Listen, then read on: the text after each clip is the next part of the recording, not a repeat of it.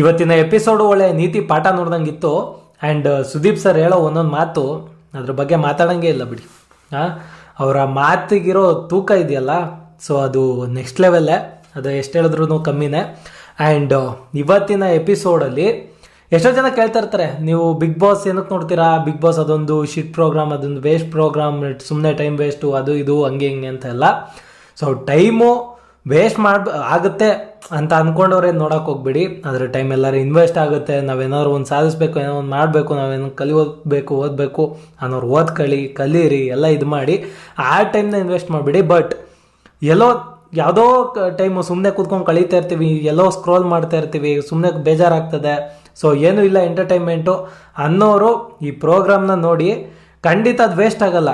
ಏನೋ ಒಂದು ತಿಳ್ಕೊತೀರ ಆಯಿತಾ, ಏನೋ ಒಂದು ಜೀವನದ ಪಾಠನೇ ಸಿಕ್ಬಿಡುತ್ತೆ ಈ ಪ್ರೋಗ್ರಾಮಲ್ಲಿ. ನಿಜವಾಗ್ಲೂ ಆ ತಾಕತ್ತು ಈ ಪ್ರೋಗ್ರಾಮಿಗೆ ಆಯಿತಾ. ನಾನು ತುಂಬ ವಿಚಾರಗಳು ತಿಳ್ಕೊಂಬಿಟ್ಟೆ, ಹಿಂಗೆ ರಿವ್ಯೂ ಮಾಡ್ಕೊಂಡು ಹೇಳ್ಕೊಂಡೆ ಎಷ್ಟೋ ವಿಚಾರ ತಿಳ್ಕೊಂಡೆ. ಜೀವನದಲ್ಲಿ ನಾನು ಏನೋ ಒಂಚೂರು ತಿಳ್ಕೊಂಡೆ ಅಂತಲೇ ಅನ್ನಿಸುತ್ತೆ ನನಗೂ. ಸೊ ಎಪಿಸೋಡ್ಗೆ ಬರೋದಾದರೆ, ಎಪಿಸೋಡ್ ಸ್ಟಾರ್ಟ್ ಆಗೋದು ಹಾಸ್ಪಿಟ್ಲಿಗೆ ಹೋದಂಥ ಚೈತ್ರ ಅವರು ರಿಟರ್ನ್ ಬರೋದ್ರಿಂದ ಆಯಿತಾ. ಇನ್ನು ನಾನು ನೆನ್ನೆನೇ ಒಂದು ವಿಡಿಯೋ ಮಾಡಿದ್ದೆ, ಆ್ಯಂಡ್ ಆ ವಿಡಿಯೋದಲ್ಲಿ ಕೂಡ ಹೇಳಿದ್ದೆ, ಅದಕ್ಕೆ ಎಷ್ಟೋ ಜನ ಕಮೆಂಟ್ ಕೂಡ ಮಾಡಿದರು. ಏನಂತ, 1000% ನಿಜ ಗುರು, ಚೈತ್ರ ಅವರು ಬೇಕಂತಾನೆ ಬಿದ್ದೋಗಿರೋದು. ಅದು ಹೆಂಗಪ್ಪ ಸಾಧ್ಯ? ಇನ್ನೊಂದು ಅವರ್ ಐತೆ ಕಳಪೆ ಉತ್ತಮ ಕೊಡೋದಕ್ಕೆ, ನನ್ನಕ್ಕೆ ಇನ್ನೊಂದು ಅವರ್ ಇದ್ದಂಗೆ ಬಿದ್ದುಬಿಟ್ಟು ಹಂಗೆ ಹಾಸ್ಪಿಟ್ಲಿಗೆ ಹೋಗೋದು. ಒಬ್ಬ ಮನುಷ್ಯ ಒಂದು ಜಗಳ ಇಲ್ಲ, ಒಂದು ಇದಿಲ್ಲ, ಒಂದು ಮಾತುಕತೆ ಇಲ್ಲ, ಒಂದೇನೋ ಒಂದು ಆ್ಯಕ್ಷನ್ ಹಿಡ್ದಿಲ್ಲ, ಸುಮ್ಮನೆ ನಿಂತ ಮುಖ ತೊಳಿಯೋಕ್ಕೆ ಹೋಗ್ಬಿಟ್ಟು ಅಲ್ಲೇ ಅವನಾರ ಬಿದ್ದೋಗ್ಬಿಟ್ಟು ಹಂಗೆ ಹೋಯ್ತಾರೆ ಹಾಸ್ಪಿಟ್ಲಿಗೆ. ಹಂಗಾಗಿ ಎಲ್ಲರಿಗೂ ಆಶ್ಚರ್ಯ ಆಗೋಯ್ತು. ಆ್ಯಂಡ್ ಎಲ್ಲರಿಗೂ ಒಂದು 100%, 1000% ಅಂತಲೇ ಹೇಳ್ಬಿಟ್ಟಿದ್ದಾರೆ ಆಯಿತಾ. ಮ್ಯಾಕ್ಸಿಮಮ್ ಕಮೆಂಟ್ಸ್ ಎಲ್ಲ ಅಜ್ಜಿ ಕತೆ, ರಾಜನ್ ಕತೆ ಎಲ್ಲ ಹೇಳೋವ್ರೆ. ಆಮೇಲೆ ಇದ್ರ ಕ್ಯಾರೆಕ್ಟ್ರುಗಳು ಅಲ್ಲಿ ಸುದೀಪ್ ಸರ್ ಎಲ್ಲ ಕ್ಲಾಸ್ ತೊಗೊಂಡ್ರು, ಎಲ್ಲ ಆಯಿತು.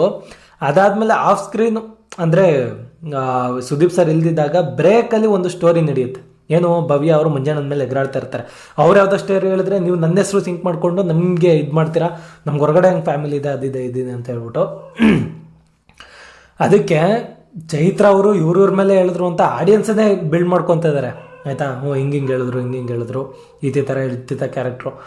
ಅಲ್ಲಿ ಕೇಳಿದ್ರೆ ಅವ್ರಿಗೆ ರಿವರ್ಸ್ ಹೊಡೆದ್ಬಿಡತ್ತಾ, ನಾನೇನಾರು ನಿಮ್ಮ ಹೆಸರು ತೊಗೊಂಡ ಭವ್ಯ, ಮುಂಜಾನೆ ಬನ್ನಿ, ಆಣೆ ಮಾಡಿ ಬನ್ನಿ ಅಂತ ಅಲ್ಲೇ ರಿವರ್ಸ್ ಕೇರ್ ಹಾಕ್ಬಿಟ್ರಲ್ಲ. ಹೆಂಗೆ ಅಂದರೆ ಇದ್ರ ಬಗ್ಗೆ ಏನು ಮಾತಾಡೋಣ, ಏನು ಹೇಳೋಣ? ಅಲ್ಲಿ ಕಣ್ಣು ಮುಂದೆ ನೋಡಿರೋದು ಗುರು, ಕಣ್ಣು ಮುಂದೆ ಕೇಳಿರೋದು. ಇವ್ರಿಗೆ ಹೇಳ್ತಾಯಿದ್ರೆ ಅಂತ ಇವ್ರಿಗೂ ಅರ್ಥ ಆಗ್ತೈತೆ, ಆಡಿಯನ್ಸ್ಗೂ ಅರ್ಥ ಆಗ್ತೈತೆ. ಭವ್ಯ ಅನಿಸುತ್ತೆ ಇದು ಈ ಕ್ಯಾರೆಕ್ಟ್ರು ಅಂದ್ಕೊಂಡು ಆಡಿಯನ್ಸ್ಗಳೇ ಎಲ್ಲ ಇಮ್ಯಾಜಿನ್ ಮಾಡ್ಕೊಬಿಟ್ಟಿದ್ದೀವಿ. ಅಂಥದ್ರಲ್ಲಿ ಅಲ್ಲಿನ ಪ್ಲೇಟ್ ಹಂಗೆ ಟ್ವಿಸ್ಟ್ ಮಾಡಿ ಹೇಳ್ತವ್ರೆ ಲೆಕ್ಕಾಕಿ.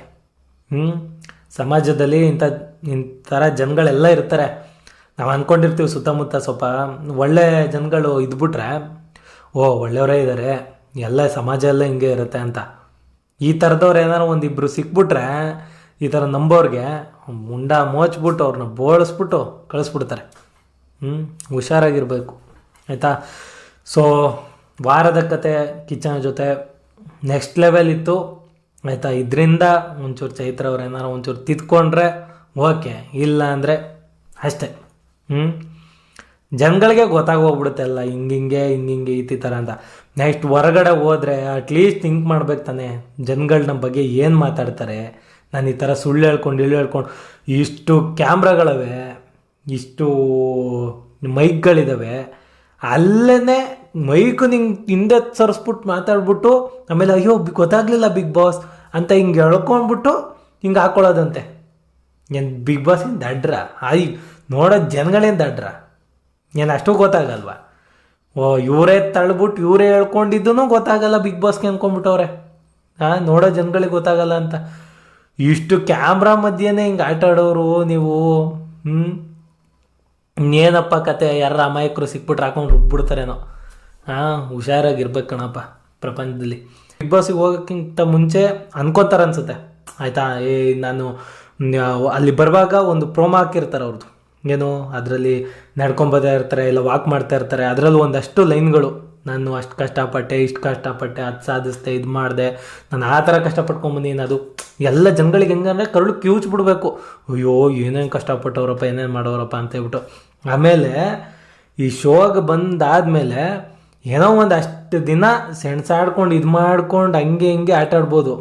ಎಷ್ಟು ದಿನ ಅಂತ ಅವರ ಒರಿಜಿನಲ್ ಕ್ಯಾರೆಕ್ಟರ್ನ ಒಳಗಿಟ್ಕೊಂಡು ಇರೋಕ್ಕಾಗುತ್ತೆ? ಯಾವತ್ತೋ ಒಂದಿನ ಹೊರಗೆ ಬರಬೇಕು.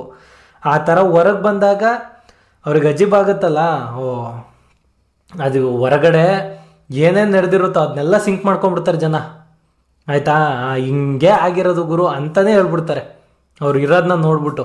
ಸೊ ಆ ತಾಕತ್ತು, ಆ ಪವರ್ ಇರೋದು ಈ ಪ್ರೋಗ್ರಾಮ್ ಒಂದಕ್ಕೇ, ಇನ್ನು ಯಾವ ಪ್ರೋಗ್ರಾಮ್ಗೂ ಇಲ್ಲ.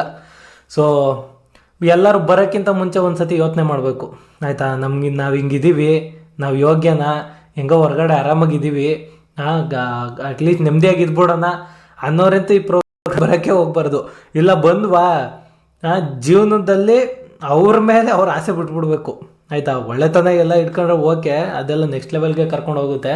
ಅಕಸ್ಮಾತ್ ಈ ಥರ ಎಲ್ಲ ಇಟ್ಕೊಂಡು ಮನ್ಸಲ್ಲಿ ಕಲ್ಮಶ ಇಟ್ಕೊಂಡು ಮನ್ಸಲ್ಲಿ ಒಂದು ಇಟ್ಕೊಂಡು ಹೊರಗಡೆ ಒಂದು ಮಾತಾಡೋದು, ಮನ್ಸಲ್ಲೇ ಒಂದಿರುತ್ತೆ ಒಂದು ಒಪಿನಿಯನ್ನು, ದೊಡ್ಡ ಹೊರಗಡೆ ನೀವು ಎಷ್ಟು ಚಂದ ಮಾತಾಡ್ತಿರಲ್ಲ ಎಲ್ಲ ಹೊರಗಡೆ ಬಂದ್ಬಿಡುತ್ತೆ, ಅದು ಕಕ್ಕಿಸ್ಬಿಡುತ್ತೆ. ಸೊ ಅದು ಆಯಿತಾ, ಅಜೀಬು ಮಾಡ್ಕೊಳ್ಳೋದು. ಇವರು ಚೈತ್ರ ಅವರು ಮಾಡ್ಕೊಂಡಿದ್ದು ಅದೇ ಕೆಲಸ. ಆಯಿತಾ, ಚೈತ್ರ ಕುಂದಾಪುರ ಅವರು ಅದು ರುಬ್ಬಿದ್ದು ಸುದೀಪ್ ಸರ್ ಅಂತೂ ಮಿಕ್ಸಿಲಲ್ಲ, ಒಳ್ಕಲ್ಲಲ್ಲ, ಯಾಕಂದ್ರೆ ರಬ ರಬ ರಬ ರಬ ಅಂತ ರುಬ್ಬಿದ್ದು. ಅಂದ್ರೂ ನಿಜ ಒಪ್ಕೊಳಕ್ಕೆ ರೆಡಿ ಇಲ್ವಲ್ಲ ಗುರು. ಇಷ್ಟು ಹೇಳಿದ್ರು ಅಷ್ಟು ಬುದ್ಧಿ ಹೇಳಿದ್ರು ಅಟ್ಲೀಸ್ಟ್ ನಾವು ಮಾಡಿ ತಪ್ಪು ಅಂತನಾರು ಒಪ್ಕೊತಾರಲ್ಲ, ಅವಾಗಾರು ಮನುಷ್ಯ ಒಂಚೂರು ತಿದ್ಕೊಳಕ್ಕೆ ರೆಡಿ ಆಗ್ತವನೆ ಅಂತ. ಇನ್ನೂ ವಾದ ಮಾಡೋದು, ಇನ್ನೂ ಇದು ಮಾಡೋದು, ಇನ್ನೂ ಸ್ಟೇಜ್ ಪರ್ಫಾರ್ಮೆನ್ಸ್ಗಳು ಕೊಡೋದು, ಇನ್ನೂ ಭಾಷಣಗಳು ಹೇಳೋದು.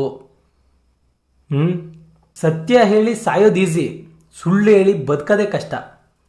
ಆಯಿತಾ, ಸುಳ್ಳು ಹೇಳ್ತಾ ಇದ್ರೆ ಅದು ಹೇಳ್ತಾನೆ ಇರಬೇಕು. ಆ ಸುಳ್ಳಿಗೆ ಇನ್ನೊಂದು ಸುಳ್ಳು, ಇನ್ನೊಂದು ಸುಳ್ಳಿಗೆ ಇನ್ನೊಂದು ಸುಳ್ಳು.